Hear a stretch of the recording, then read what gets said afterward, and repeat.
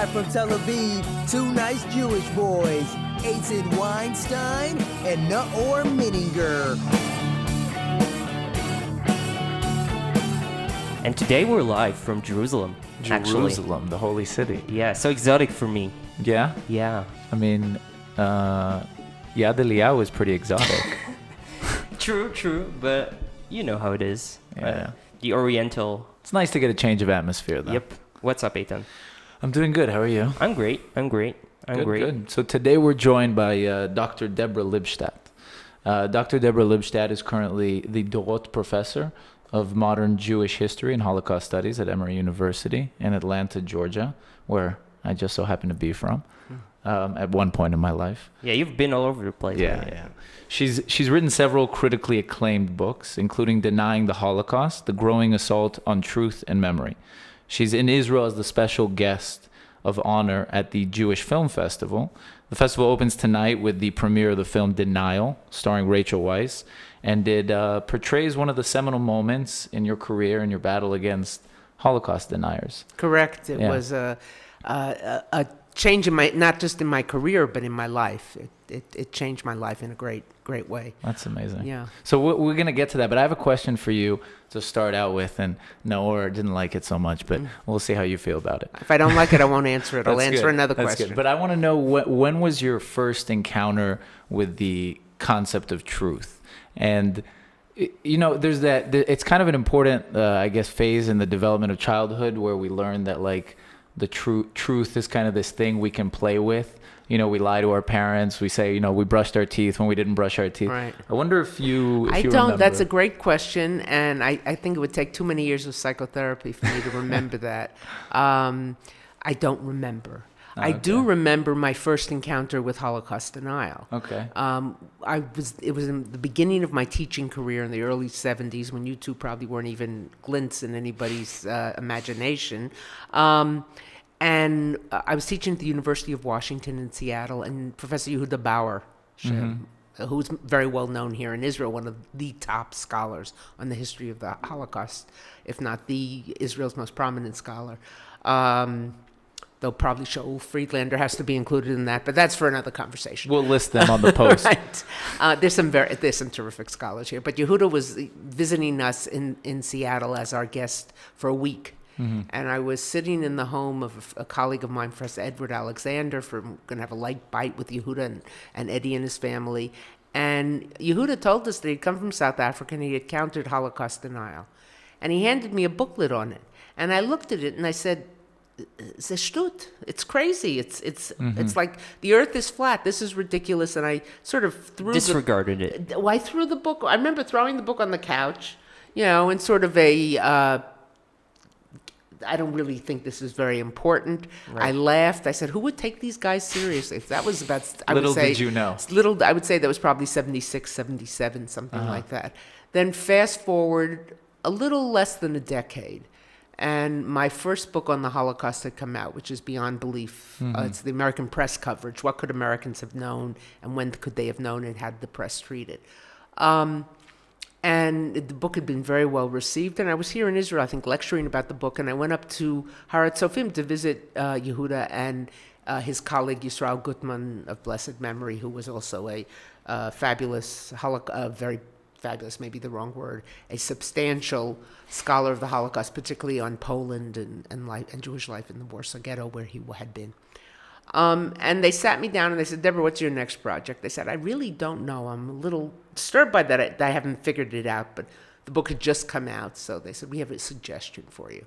So I said, "What?" They said, "Holocaust denial." So I looked at them, and again I laughed. You know, I thought, even after a decade. Yeah, because I knew it was more prevalent. Yeah, I knew it was more common.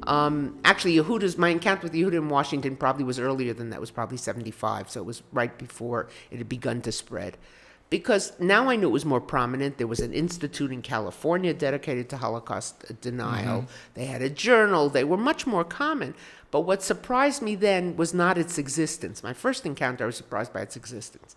In this encounter, I wasn't surprised by the existence, but I was surprised that they thought scholars should take it seriously. So that was the next level kind of. And I said, come on. And they said, no, we think it's a serious form of anti-Semitism. Both of them were connected with the Sassoon Center on Anti-Semitism at the Hebrew University.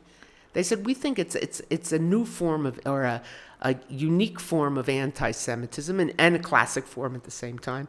So when two scholars of that magnitude say to you, we think this is important, you don't slough it off. It needs to be addressed. Yeah, so I began to look at it and I said, you know what?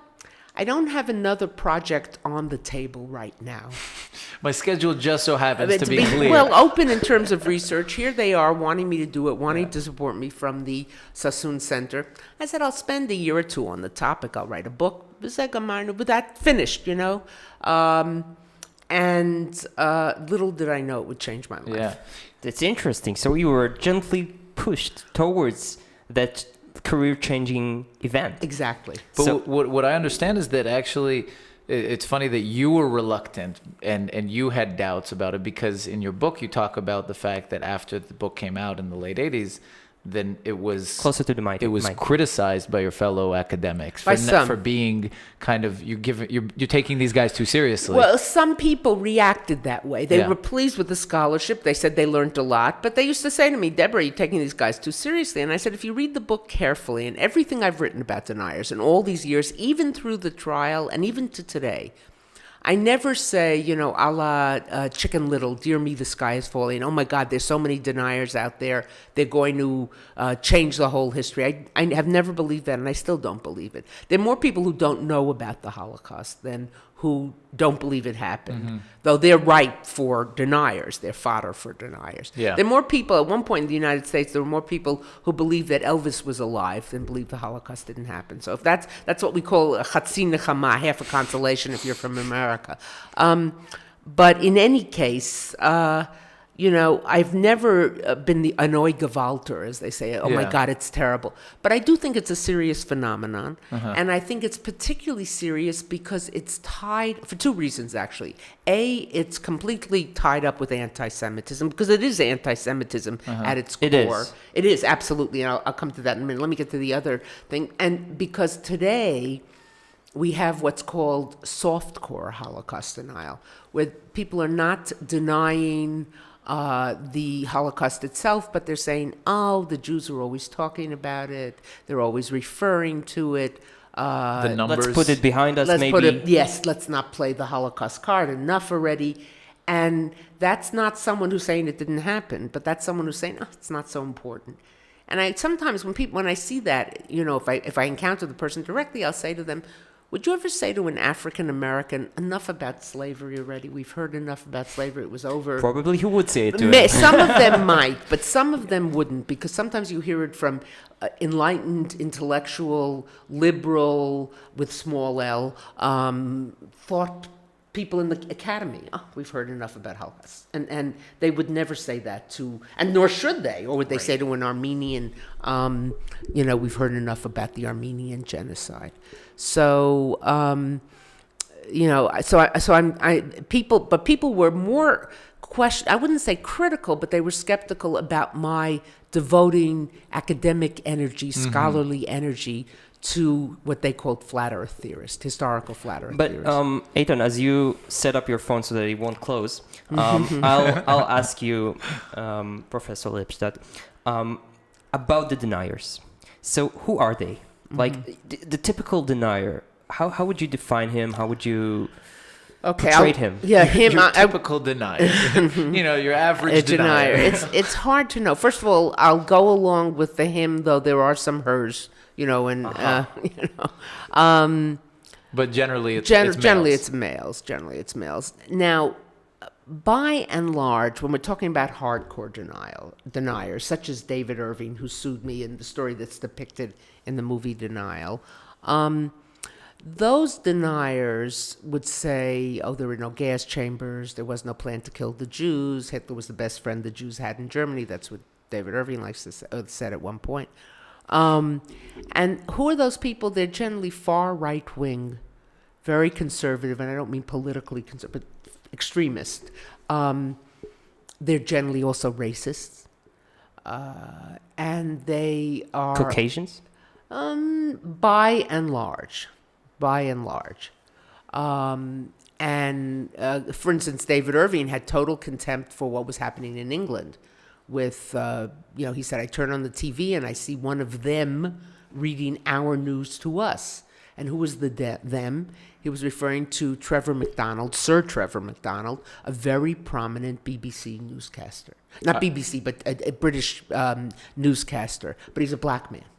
And he's them reading it to us. Right. So, yes, by and large Caucasian, very often fellow travelers of neo-Nazi groups, though themselves, and that was the interesting thing, that's what made Irving such an interesting and frightening character, is that you will never catch them in a neo-Nazi uniform. You will never catch them. Rarely will you catch them doing a Sieg Heil salute or something like that. Right. We're seeing a contemporary incarnation of them in the United States today, much younger. And that's amongst a group called alt-right, which got a lot of attention since Donald Trump's election as president or as president-elect in the United States. And this group, they're just like the David Erving generation of deniers, well-dressed, sound very intellectual, institutions which sound neutral. I think the alt-right institute, so to speak, is called the National Policy Institute, not the Institute on a White America or something like that. They'd never do that. And they had one slip, and you will not see it again. The slip, I would say it happened in November. It did happen in November, about 2 or 3 weeks after the election.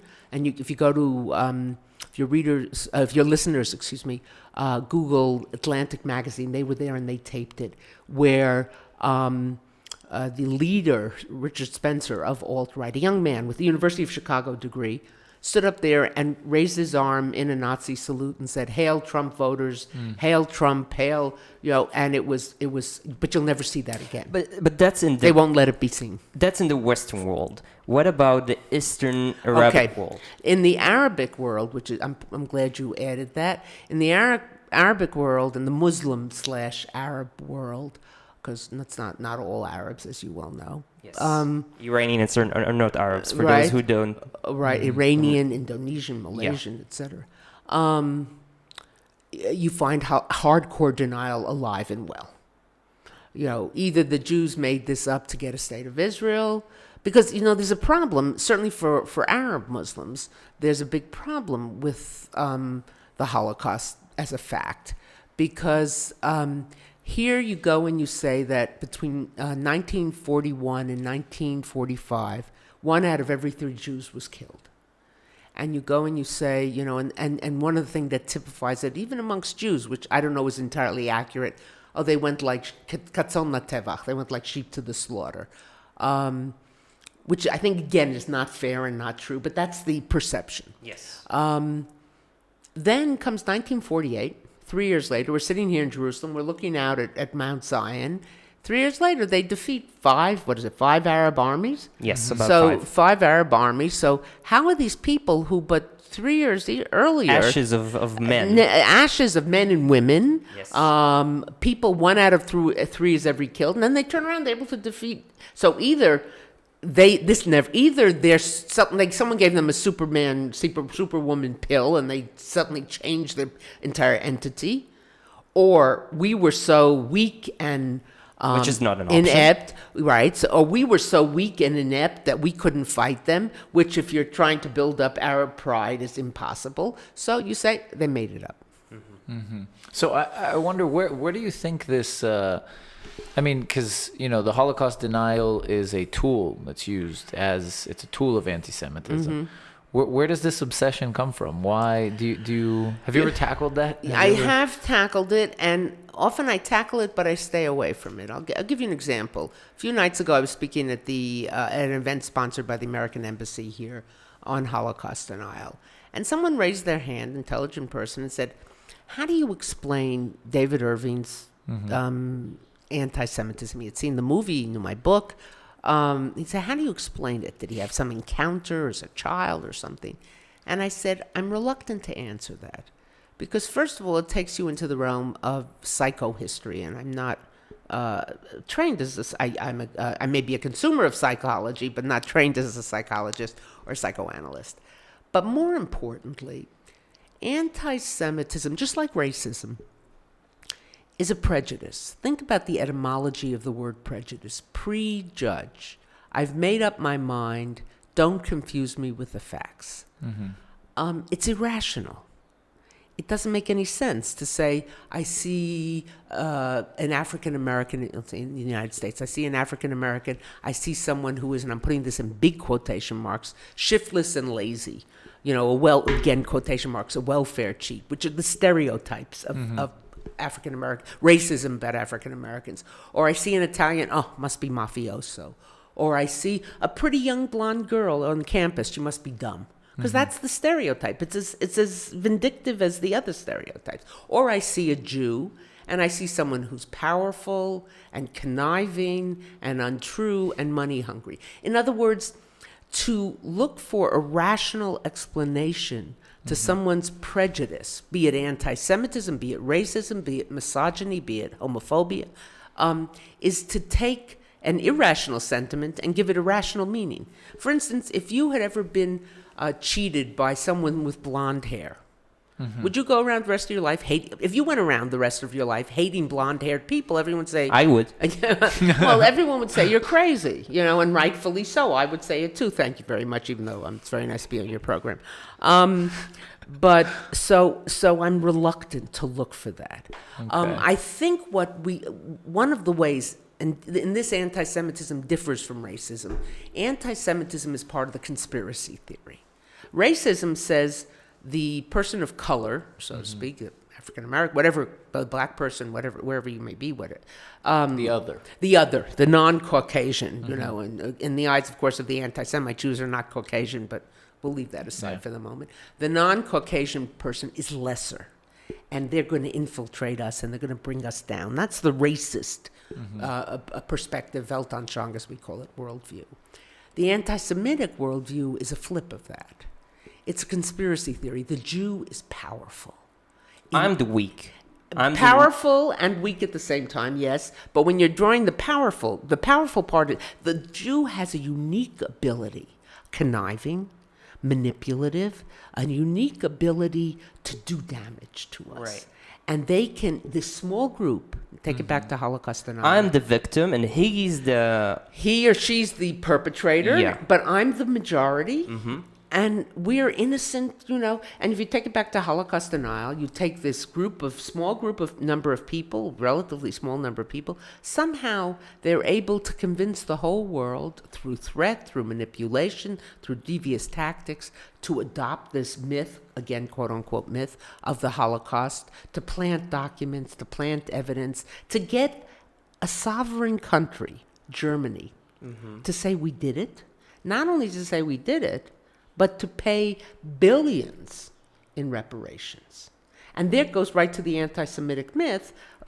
And why did the Jews do it? Because to get money and to get a state. Political deviousness, financial. It's all part of the big plan. It's all part of the big plan, which fits into the anti-Semitic stereotype. Yes. So that's a very long answer to your question of, I have no idea whether we encountered something, but this conspiracy theory does appeal to me. But nonetheless, it seems from the bits of pieces of the film that I saw, because it just premieres here now, but it seems that there is a sort of the portrayal of Irving it has a bit of sympathy in it, and it is portrayed as a bit like you see the human side, and also comes to mind, I don't know if you know the Louis Theroux documentaries. He had several about neo-Nazis, and even in those documentaries, American neo-Nazis, and even there, where you see stuff that disgust you, you still feel a bit of pittiness. So my question to you is, do you have some empathy to maybe some of them in some circumstances? No, I don't have empathy to them, but you picked up, even though I've only seen segments, and in fact, on the for North American listeners, I think it's actually worldwide. If you go to the Bleecker Street website, Bleecker was the North American, or is the North American distributor. You go to the denial page to videos. There's a featurette there with a short clip of an interview with Timothy Spall, who plays David Erving. He's amazing. Amazing, magnificently. And the actors in general are amazing. Tom Wilkinson, Rachel Weisz, Andrew Scott. You couldn't get better than that. And Timothy Spall speaks about the fact, he says, look, I know I was playing a despicable character, but I couldn't hate him because then he would become a caricature. Yes. So, in fact, when Timothy was on the set, I noticed that when there was a break for lunch, a couple of times I was there and he was on the set, I never saw him. I figured, okay, maybe he's in his room, his trailer, whatever, wherever they put him, and they've brought him lunch.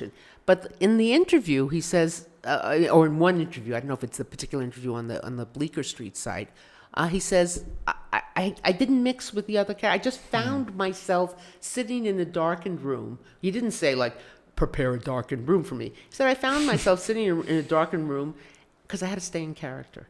And in fact, there was an amazing incident. But that seems to also be part of the character, is That's to be part the of- outsider. Well, he says, stay in character, but I couldn't play him as this despicable character because he'd become a caricature.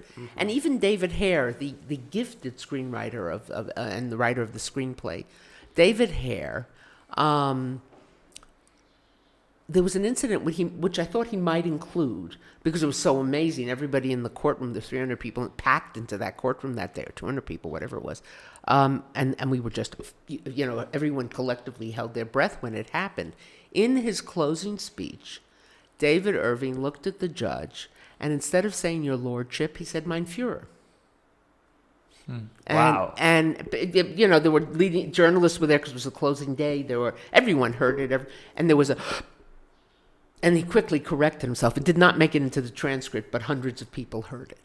I guess if you'd put it in the script, it would feel too scripted. It would look Right. ludicrous, and you'd say, "This man is a complete crazy man. Why do we have a film about him?" Yeah. Yes, he managed to engineer this lawsuit, but he's not worth having a movie about. So I think David Hare made very careful choices, and Timothy Spall played it very, very well in terms of how far can I push it to be obnoxious, to be despicable, but Yet yet likable.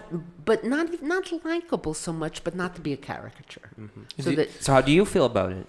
I think the man is despicable. I think the man is. Look, I don't waste very much time nowadays thinking about him. People say to me, "Did you see what he wrote on his website?" I said, "No, I don't go on his website," which is true. And when people send me stuff, I don't bother reading it. Someone said, "What does he think about the film?" I said, "I don't. Probably hasn't seen it yet, or maybe he has because he may have seen it in the States or something." I don't know, and I don't care. No, but in general, my question was a bit more general. Like, do you see more of those who are very strictly from ignorance and from Yes. from circumstances that don't you find yourself? Look, I don't have to waste my sympathy feeling for people who hate me and despise me and think I'm obviously, part of yeah. I'm part of a great conspiracy. I've got a lot of people to feel sympathy for in this world for whom I don't feel my own mistakes. I'm not showing enough sympathy. We're sitting in Jerusalem. How far is Aleppo from here? I feel sympathy for the Yes. people there. I should be doing much more. All of us should be doing much more. But I know what you're asking. The analogy I use very often is you're on an airplane, you sit down in seat 10A, and you just sit down getting ready for a long flight. You make yourself comfortable, and then in 10B sits down David Erving. You don't know who it is. Hello, and you make the mistake of talking to him. I never talk to the person next to me until a pilot says, fasten your seatbelts, we're about to land. Because then, you're interviewers, in 15 minutes you can get a lot of information out of someone. So I could find out about them. If they're really interesting or valuable, I could learn something from them. I get their contact information. And if they're a nudnik, 15 minutes is, not so terrible. But you make the mistake of saying to David Erving, what do you do? And you say, I write about the Holocaust. You say, that's a terrible thing. I don't know much about it, but I know it was just awful, terrible genocide. And he says, well, you'll be glad to know it didn't happen. And he spends the next 8 hours, let's say you're flying transcontinental or transatlantic, spends the next 8 hours telling you all the reasons why it didn't happen. You don't think I could use that as grounds to get bumped up to first class? Not exactly. I don't think so. I don't think so. You could use it for grounds to get kicked off the plane. So it would be you I would be worried about, because you're sort of tabula rasa. You come from a society, anybody raised in a Western society, just virtually anyone, has been raised in a world with tinges of racism, tinges of anti-Semitism. You can't help it. People will sometimes say to me, I was driving home and I got cut off on the road by this terrible driver, African-American, and you suddenly stop and you think, what relevance is that he was African-American? Nothing. He's a lousy driver, you know? But that's that racist kind of... And then someone takes it and manipulates it. Well, but the person himself is not even aware when you say to them, what is it? And they might say, oh my God, you're right. And they might stop doing it. It's the person who's the sort of innocent, who has been raised somehow to think, well, Jews are really powerful. Jews are really rich. Jews will do conniving things. Exactly. And they're susceptible. So for David Erving and those people... no sympathy. Yeah. You know, them. or no concern. They're what you would say in Yiddish, farfallen. It's a lost cause. It's a totally lost cause. Hopeless, exactly. Yeah. But for those they might impact, those are the ones. Yeah. Maybe we should take a step back and explain about the story of the film and the book, because I'm not sure we actually touched it. We jumped right in. Yeah, we jumped. Well, the story is quite simple on some level. You guys can have strawberries. Yeah, we have homegrown strawberries here. I'll have one. Why not? And I've just learned that the strawberry season in Israel is in the winter. So Yes. if that's not true, you can write to these guys and tell them. Sue us. In Britain, I don't think you can sue them. in the UK. In any case, I wrote a book on Holocaust denial. This book that Professors Bauer and Gutman asked me to write, and suggested that I write. And in it, I devoted a couple hundred words to David Erving, in which I described him as the most dangerous of Holocaust deniers. Who is a British writer of historical Just a work. bit closer to the mic. A British writer of historical works. Mm-hmm. And I described him as the most dangerous of Holocaust deniers, because unlike other deniers who were only known for being deniers, David Duke and people like that, David Duke, the former head of the Ku Klux Klan, David Erving had a reputation as a writer of historical works. He was an excellent writer, very fluent in German, and simpatico. His books always had a sort of the Nazis weren't so bad and the Allies weren't so good kind of tinge to them. And he had very close relations with people in Germany. We get documents that others had and things like that. In the 70s, he began to flirt with deniers, became what we call in America a fellow traveler of deniers. Not a denier, but hanging around with them, talking to them, promoting some of their ideas, etc. Then in the late 80s, he came out as a denier, identified himself as a denier, and accepted it whole hog, all the way, 100%. So that's exactly when I was writing my book about denial. So I included those couple of hundred words about him. The book came out in the United States, very fine reviews, and then was bought by Penguin UK, and it came out in England. And once it came out in England and was sold in England, I was considered by British law of having done business in the United Kingdom, and therefore subject to their laws, including their libel laws, and he sued me for libel there. Now, libel law in the United Kingdom is the mirror image of American libel law. In America, if I say, you lied about me, I have to prove you lied about me because you have a presumption of innocence. In England, when it comes to libel law, you as the author of the words have to prove the truth of what you said, as opposed to the person who's been written about having to prove the falsehood. So in other... the Brits. Guilty. I don't know. I don't know how it is here in Israel. Do you know how it is here in Israel? So before you make fun of the Brits, you better check. Because a lot of your law is based on British law. Yeah. In any case, but that's very important, because had I not fought, he would have won by default. Mm-hmm. And there were many people who said to me, don't fight, settle, ignore it. I know how you can ignore a libel suit. But settle, everyone will know you're settling with a denier and you just don't want to give them the publicity. But had I not done it, he would have won by default. Then he could have said, my David Erving version of the Holocaust is correct, because Deborah Lipstadt libeled me when she called me a denier. Therefore, I'm not a denier. And his version is classic Holocaust denial. There was no plan to kill the Jews. The number 6 million is an exaggerated number. Some Jews died. Nobody was killed purposely for being Jewish. Hitler was the best friend the Jews had in Germany. The whole thing is a myth that the Jews have created to get a state, to get money, again, going back to those anti-Semitic themes of conniving Jews. So no, I understand that. I mean, you didn't just have to prove that he was that the information he was providing was false. You had to prove that he was lying, which is different. That's right. And we had to, what we did, and that's why my book was originally called History on Trial, and it's now called Denial, as the name of the movie. We now have a movie tie-in edition of my memoir on the trial. Because we all make mistakes. Mm-hmm. We had to prove it was deliberate. We had to prove that he didn't just make a mistake and misquote a document. So therefore, we presented the court with over 25 major examples. So sometimes within a major example, there'd be 3 or 4, facets of where, if you follow the footnotes, there's a deliberate falsification of the truth.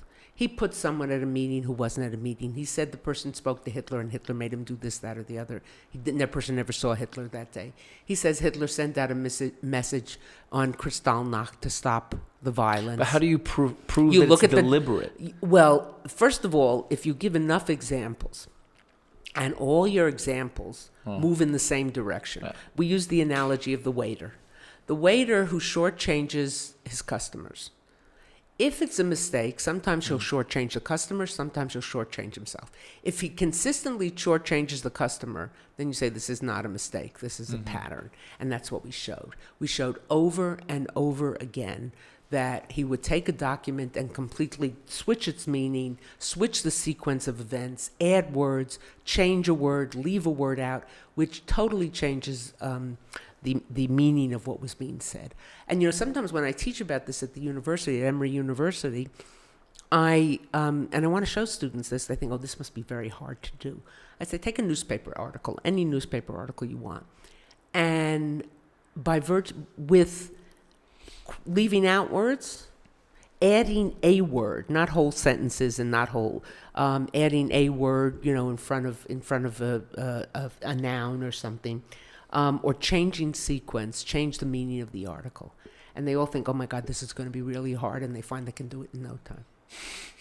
Scary. It is scary. Scary. It shows how much, how detailed and how much responsibility lies in the work of journalists. Well, exactly. It shows how you have to be careful, and it also demonstrates why today, this year, the Oxford English Dictionary has called post-truth the word of the year, and it's others in there. Yes, exactly. So that actually brings up a question that I had, because in the election, leading up to the election and after the election, there was a big story in the news, the fake news that was surfacing in the States. And it wasn't just surfacing. It was affecting potentially affecting the outcome. Yeah. So I actually read that there was a place in Eastern Europe, I can't remember the exact country, where their students and universities there were making online news sources, and they were just grabbing content, slapping on a flashy head title and shipping it out to the States. Pope endorses Trump, or Pope doesn't endorse Trump, or whatever. Usually aimed at Trump supporters, because they found that was their best clientele. Right. But one of their stories had 400,000 either likes or shares, whereas a New York Times article had at most 150, 175,000. And I wonder if, and there's a lot of talk about how this is a sort of new phenomenon.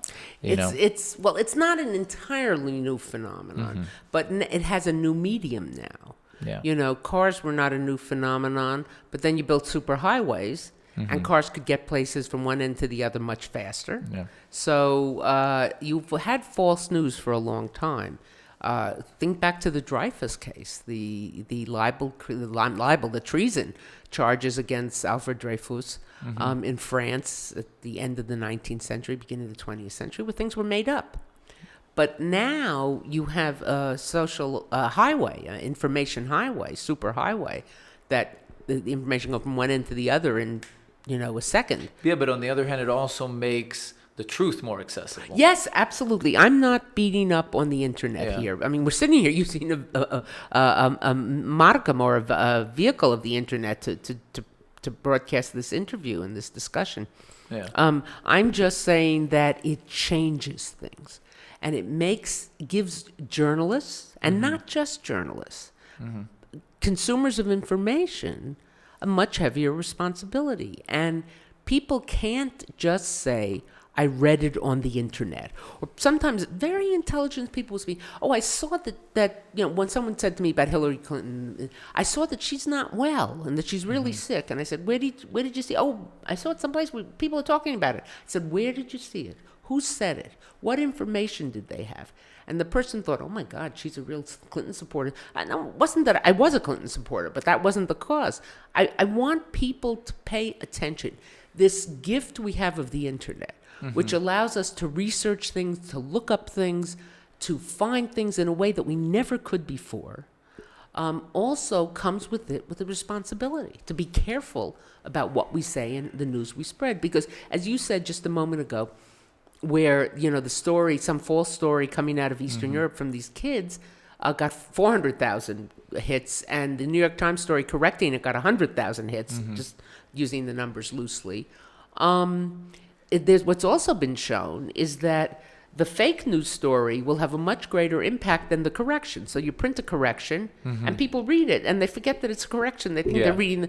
So it's very dangerous. There will be people who will use this, as we've seen, and it puts the responsibility on those of us who think we're trying to make up our minds as freely as possible and based on open information as possible, to be very careful about. So speaking of corrections, I just want to, because it wasn't, I think I misspoke. It wasn't a correction on the article. It was the two most popular articles during the election, and they were just showing the disparity of the coverage. But the same thing happens with the corrections. Far fewer read the corrections. But I do want to ask, as an expert on history and historiography, the study of history, historiographical methodology. Good. Excellent. I had to make up on. You're fine. Yeah, Keep on going. So it's anyway, okay. as an expert of this, is there a way that our listeners, if they're looking at a news story, is there a way they can immediately say,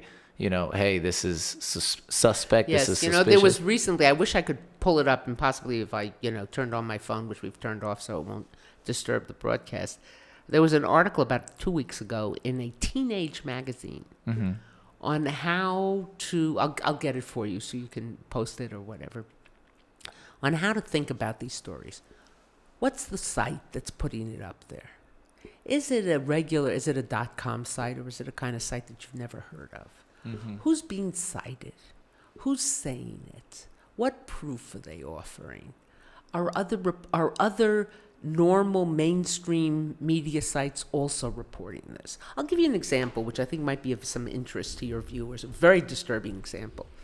On the day of 9/11, or the next day, I think it was on the day, some reporter reported from New Jersey, I think from Jersey City, which is just on the other side of the Hudson, opposite the World Trade Center, or of the former World Trade Center, reported that there were Muslims dancing in the street.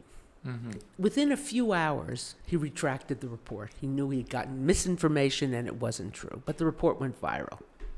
Now, there was a video on television of Muslims, Arabs dancing in East Jerusalem. I've seen it. And it says underneath East Jerusalem, and they're handing out candies and sweets and things like that. So there are people, including the President-elect of the United States, who go around saying, I saw that video. And you say, but it doesn't exist. I saw it, and lots of other people saw it. That's part of that false information, post-truth. Lots of other people say, or people say.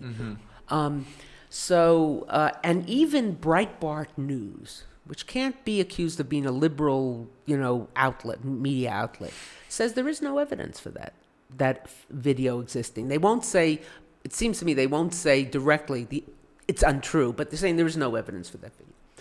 Fast forward to 3 weeks ago, I'm in the gym early in the morning, and I'm working with my trainer. A number of us are working there, and we chat. And somehow something came up about the election, even though most of us try to stay away from that discussion, just because we're walking around with heavy weights, and it's not a good conversation to have when you've got heavy weights in your hand. Dangerous, yeah. Dangerous for the person standing next to you. Someone said something, and I said, "Oh, that's as untrue as Muslims dancing in New Jersey." So the person said to me, "They did." And I said, "No, they didn't. There's no evidence." He said, "They found the video." I said, "Excuse me?" He said, "Yes, they found the video and showed it on Fox News, and I saw it." And I went in, I started to say, "No, you didn't." And someone, in fact, who was trying to be neutral about all this. But that's what happens. This is classic denial. Mm-hmm. The classic modus operandi of deniers. Someone went to their Google thing and started to Google, and he found the Breitbart site that says no evidence, you know. Mm-hmm. And he said to me, "Well, here's a point for your favor." I said, "It's not a point in my favor. We're talking about facts here." This guy is sure he saw it on Fox News, that Fox News found it. Now, Fox News is a right-wing, Republican-oriented site, very openly so. It will tell you it never showed the video, because the video doesn't exist. Mm-hmm. But here is a man holding very heavy weights over his head. I don't know, very conservative, very right-wing. I don't know if he's smart or not. I don't think he can be very smart. But insisting that he saw a non-existent video, that's scary. That's very scary. So, how do you protect memory? Because I mean, you know, the memory comes into play here. If everybody just lost their memory tomorrow, I mean, did the Holocaust happen? Of course, it happened. How do you protect it? And also, how do you fight the bigger and bigger waves of ignorance that we see? It's very hard, and it's a very depressing question. Because so moving on. Skip it. I deal in, for a pretty optimistic person, I deal in pretty pessimistic. I'm going to have a strawberry while you answer this. Look, I don't know the precise answer. If I knew the precise, it's like someone said to me, "How do you fight anti-Semitism?" I don't know how you fight anti-Semitism. If I knew, I would, be using that and trying to eradicate it. What I do know is you expose facts. You show the delusional aspect. I'll give you an example. Sometimes with logic. Sometimes it's with documents, as we did in my trial. In the trial, we followed the documents. David Erving says, "I have a document which proves Jews were only killed because they were spies and partisans against the Germans." Well, you look at the document, it doesn't say that. Or I have a document, again, which proves that Hitler told Admiral Horthy, the head of the Hungarian government, that he didn't have to kill the Jews. Well, when you look at the document, it doesn't say that. So you use documents. That's one way. Excuse me. But another way is logic. Holocaust deniers like to say that the very fact that Germans were all powerful and the Germans were efficient in the extreme, and the very fact that at the end of the war, there were 250, whatever the number is, probably more than 1,000 survivors alive, proves that the Holocaust didn't happen. Because the Germans would never have allowed so many witnesses to the camps. They weren't witnesses. Most of them, a few of them were witnesses to the actual killing process. There were Sonderkommandos who survived. But the vast majority didn't. The Germans would have never allowed these people to continue to exist. So the very fact that they exist proves that it couldn't happen, because the Germans would never have allowed this. It's just counterfactual, counter-logical. So I present this to my students, and they think about it. I said, now, someone demolish that argument for me. And if it's a really smart group of students, and often it is, generally it is, sometimes they need a little pushing. I'll say, well, what else did the Germans possibly want to accomplish? Did the Germans accomplish everything they wanted to? And it will not take the students very long to say, well, they didn't win the war. So the whole premise of the Germans would never have allowed these people to alive. Therefore, the whole premise of their being so totally efficient is laid to rest. So it calls for work. We got this gift called the internet. We received this gift called the internet. It has changed our lives. It has changed our research. but it comes with responsibilities. Right. Back to the film. I was wondering, it seems to me that Hollywood has a role to play where it comes to remembering the Holocaust and maybe even fighting the deniers, and your film is a good example. But I was wondering, like, where's the What question? role it plays? Yeah, what role does it really play in your opinion? And moreover, it bothers me that here in Israel we don't have so many films about the Holocaust. We don't make many films, so I wonder what you think about it and if you can explain that. I mean, fiction films. Yeah. Look, I think fiction films about the Holocaust are very hard to make. This film is not a fiction film. What's interesting amongst the interesting things about Denial, over and above the superb acting and directing and screenplay, is that it's based on truth. Yeah, fiction, I mean non-documentary. Right. But it's not a documentary film, Yeah. but everything that's said in the courtroom comes from the transcripts. That's David Hare's genius. He took these actual statements and wove it into this interesting and funny. Last night I was amazed. The first screening here in Israel was last night at the Cinematheque, and people around me were laughing. I loved it because they were funny scenes, and I was saying, "Will they get it? Will they get it?" And they were really laughing. There's a lot of sort of irony and humor in it, amazingly enough.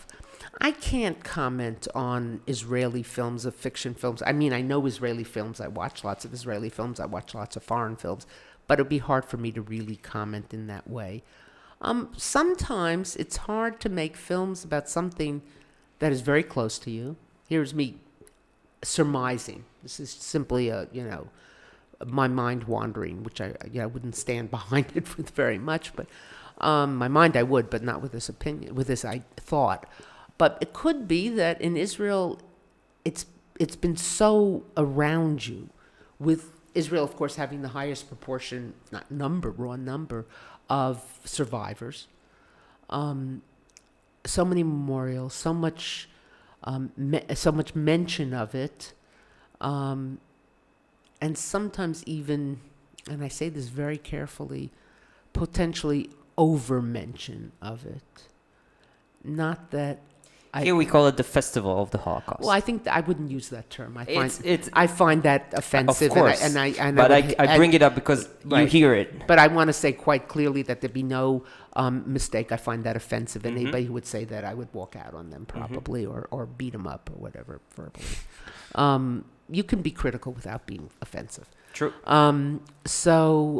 But there are times when I think, quote-unquote, cheap analogies are made to the Holocaust, when the Holocaust is used in contemporary politics, both to inculcate Jewish identity, to fight anti-Semitism, to justify political decisions when it shouldn't be.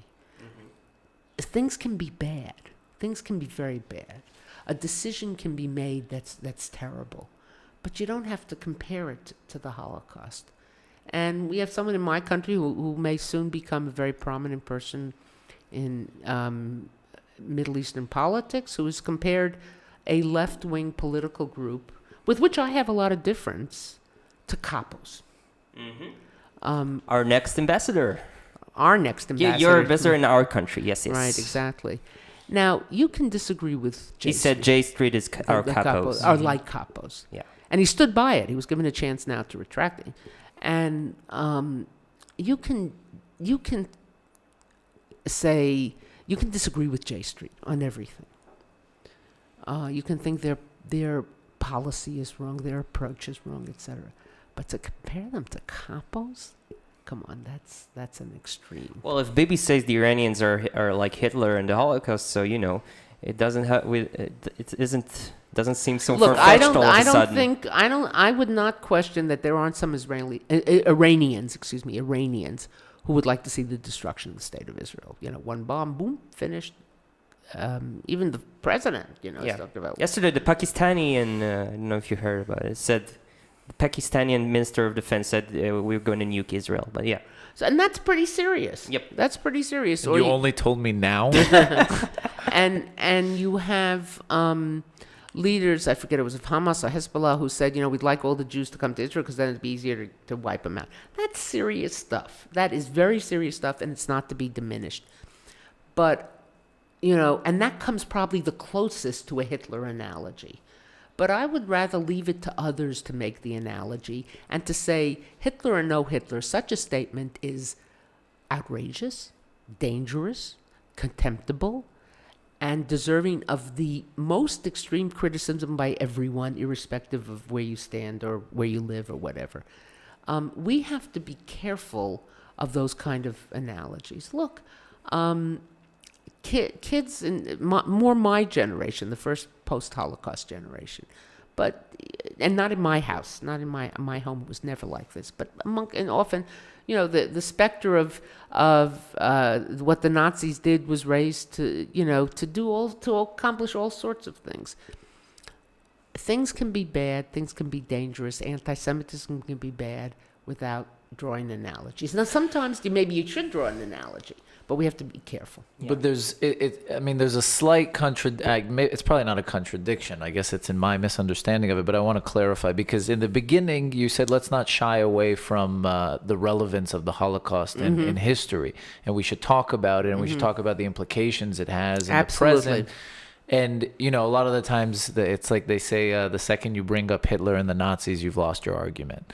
So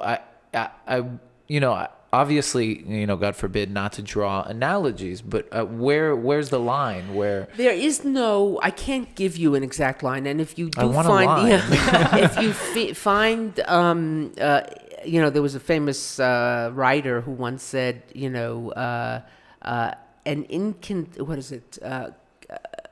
consistencies.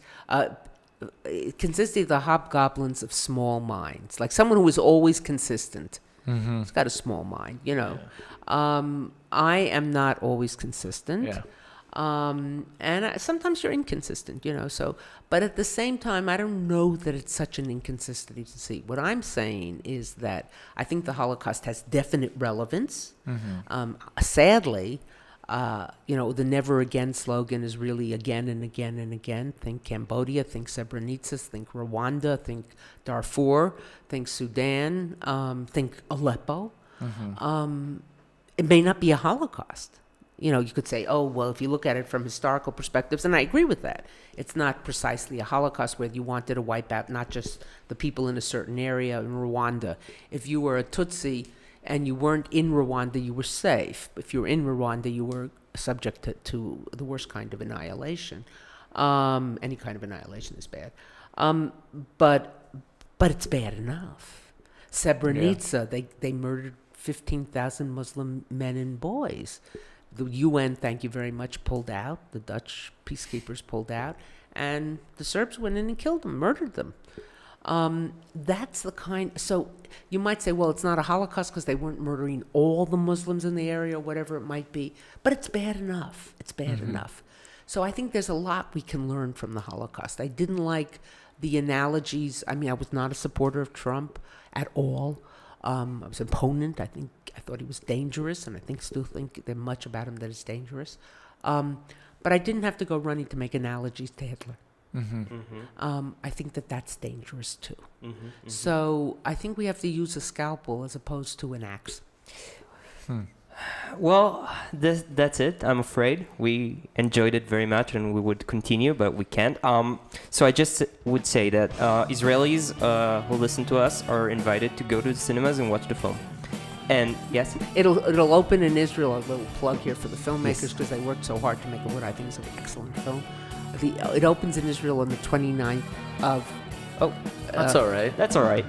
It's Rachel Weisz calling. On the 29th of December, and in the UK on the 27th of January, and I'm going to answer the phone. Okay, you guys. Thank you so much, Deborah. Thank you so much, and Eitan. Thank you, Noah. Bye.